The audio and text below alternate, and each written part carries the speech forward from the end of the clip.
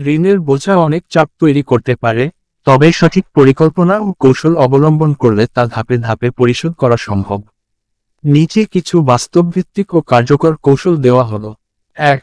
ঋণের সম্পূর্ণ হিসাব নিন।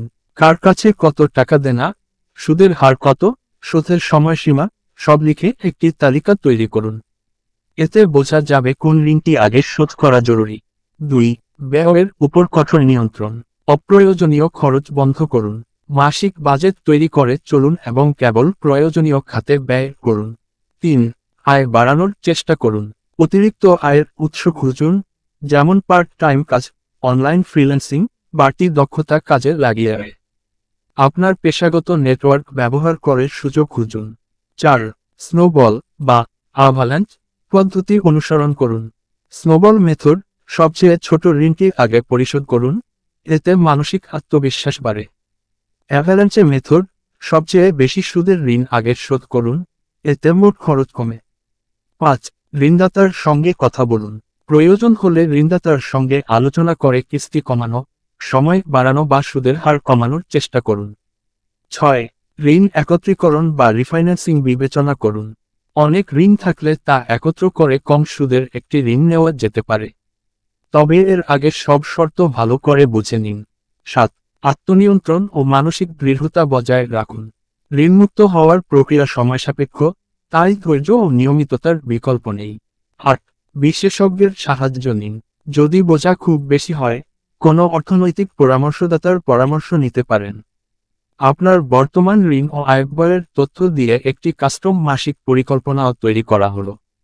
মনে করেন আপনার মাসিক আয় 26,000 টাকা, কিন্তু খরচ 33,000 টাকা, অর্থাৎ প্রতি মাসে 7,000 টাকা খাটতি হচ্ছে। এভাবে চলতে থাকলে ঋণ আরও বাড়তে থাকবে। এখন দরকার দুইটি বড় সিদ্ধান্ত। 1. খরচ কমানো। 2. আয় বাড়ানো। আমি নিচে বাস্তবভিত্তিক একটি পরিকল্পনা দিচ্ছি। পর্যায়ে 1. খরচ কমানোর বাস্তব কৌশল। 1. প্রয়োজন ও অপচয়ের তালিকা করুন। খরচগুলো 3 ভাগে ভাগ করুন। জরুরি, খাবার, বাসা ভাড়া, ওষুধ। গুরুত্বপূর্ণ কিন্তু কমানো সম্ভব: মোবাইল বিল, ইন্টারনেট, যাতায়াত।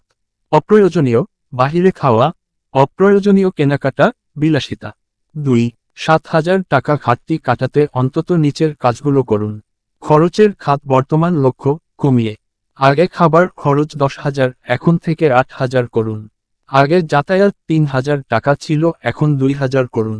মোবাইল, ডেটা 1,200 ছিল, 800 টাকা করুন। বিনোদন, খাওয়া দাওয়া 4,000 টাকা ছিল, 1,500 টাকা করুন।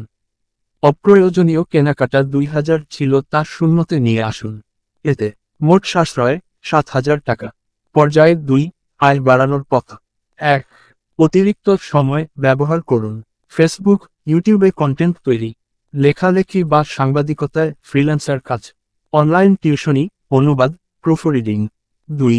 সপ্তাহে 10 ঘন্টা সময় সমান মাসে 5,000-10,000 টাকা বাড়তি আয় সম্ভব। পর্যায়ে 3. ঋণ পরিশোধের কৌশল। মাসিক খরচ কমিয়ে কিছু টাকা ঋণ শোধের জন্য ফিক্স করুন। যেমন ধরুন, প্রতি মাসে 5,000 টাকা ঋণ শোধে বরাদ্দ দিন। কার কাছে কত ঋণ আছে তা দিয়ে একটি সুষম শোধ পরিকল্পনা করা হলো।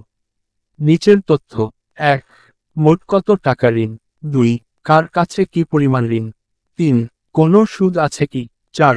কোন খরচগুলো বাধ্যতামূলক, যেমন ভাড়া। মনে করেন আপনার মোট ঋণ 1 লাখ টাকা, আর মাসে আয় হচ্ছে 26,000 টাকা, কিন্তু খরচ হয় 33,000 টাকা, অর্থাৎ প্রতি মাসে খাটতি 7,000 টাকা। আমরা যদি খরচ কমিয়ে অন্তত 5,000-7,000 টাকা সঞ্চয় করতে পারি, তাহলে নিচের মতো একটি ঋণ পরিশোধ পরিকল্পনা বাস্তবিকভাবে নেওয়া সম্ভব। ঋণ পরিশোধের 6 মাসের পরিকল্পনা। 1 লাখ টাকা। মাস পরিশোধ, টাকা, বাকি ঋণ। মন্তব্য: প্রথম মাস 5,000-95,000 খরচ কেটে সাশ্রয় শুরু। দ্বিতীয় মাস 5,000-90,000 আয় বাড়ানোর চেষ্টা করুন। তৃতীয় মাস 6,000-84,000 যদি আয় বাড়ে, কিস্তি বাড়ান। চতুর্থ মাস 7,000-77,000 ফ্রিল্যান্সার, পার্ট টাইম আয় ধরুন। পঞ্চম মাস 8,000-69,000 আয় প্লাস খরচের সুষম ব্যবহার। ষষ্ঠ মাস 8,000-61,000 ধারাবাহিকতা ধরে রাখুন। এভাবে চলতে থাকলে 15-18 মাসে আপনি সম্পূর্ণ ঋণমুক্ত হতে পারবেন, যদি মাসে গড়ে 6,000-7,000 টাকা সুদ করেন। সহজ ভাষায় পরামর্শ: 1. বাজেট তৈরি করুন, কোথায় কি খরচ হয় লিখে ফেলুন। 2. প্রতি টাকা হিসেব করুন, প্রতিদিনের খরচও খাতায় লেখার অভ্যাস করুন। 3. সঞ্চয় খাত খুলুন, সেখানেই শুধু ঋণ পরিশোধের টাকা জমা দিন। 4. মনোবল রাখুন, প্রথম 3 মাস কঠিন হবে, তারপর সহজ লাগবে। আল্লাহ হাফেজ।